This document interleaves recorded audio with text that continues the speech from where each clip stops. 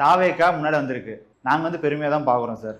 ஏன்னா மக்கள் வந்து மாற்றத்தை எதிர்பார்த்துருக்காங்க. மக்கள் வந்து இந்த ஆட்சியே வேணாம், எங்களுக்கு வந்து புது ஆட்சி வேணும்னு சொல்லி ஒரு பலத்தை கொண்டு வந்திருக்காங்க.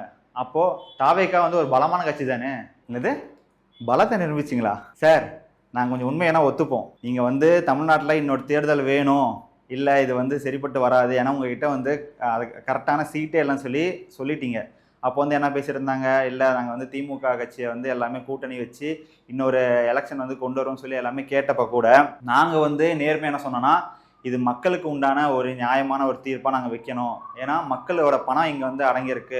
வெளிநாடுகள்லேருந்தும் சரி, வெளியூருலேருந்தும் சரி, ஒவ்வொரு மனிதனும் அவங்களோட சொந்த ஊருக்கு போய் ஓட்டு போட்டு அவங்க டைமை வந்து அங்கே வந்து செலவழிச்சிருக்காங்க.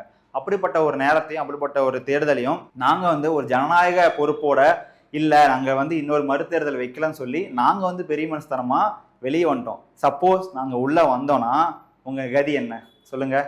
இதில் வந்து நீங்கள் தூய்மையான அரசியல்னு சொல்லி பிரச்சாரத்தில் பேசிட்டே இருந்தீங்க. தூய்மையான அரசியல்னா நீங்கள் என்ன பேசுனீங்களோ அந்த மாதிரி தான் இங்கே நடந்திருக்கணும். ஆனால் நீங்கள் சார்னா என்ன பண்ணீங்க, எங்களுக்கு வந்து ஒரு மைனாரிட்டி கூட்டமைப்பு இல்லை ஒரு கட்சி சார்ந்த ஒரு ஃப்ரெண்ட்ஷிப் வந்து எங்களுக்கு வேணும்னு சொல்லி ஒரு கூட்டணி கட்சியோட போய் நீங்கள் போய் நின்னீங்க. ஆனால் நீங்கள் வந்து பிரச்சாரத்தில் சொன்ன வார்த்தையை வந்து எல்லாமே இங்கே மென்ஷன் பண்ணாங்க. பரவாயில்லப்பா, அதிமுக திமுகவை தவிர்த்து தாவேக்கா வந்து தனியாக நின்று ஜெயிக்க போகுதுன்னு நினச்சி நாங்கள் எல்லாருமே ஓட்டு போட்டோம், அந்த மாதிரி தான் நடக்கும்னு சொல்லி பார்த்தோம். ஆனால் தூய்மையான அரசியல்லாம் இங்கே கிடையவே கிடையாது. போய் இன்னொரு காலில் போய் விழுந்துட்டீங்க. ஏன் போய் காலில் விழுந்தீங்க? 108 வச்சுக்கிட்டு நீங்கள் போய் கேட்க வேண்டியதானே. நாங்கள் பெரும்பான்மை அரசியல் பிடிச்சதுனால நீங்கள் வந்து எங்களுக்கு முதலமைச்சர் பட்டம் தரலாமே சொல்லி கேட்கலாம்ல. ஆனால் யாராலையும் கேட்க முடியல. ஏன்னா வந்து ஒரு சட்ட ரீதியாக 118 வைக்கணும்னா அந்த 118க்கு நீங்கள் போய் மக்கள்கிட்ட போய் முன்னாடியே நின்று கேட்டு ஜெயிச்சிருக்கணும். அது நமக்கு இங்கே வழி இல்லை. அப்போ என்ன பண்ணோம்?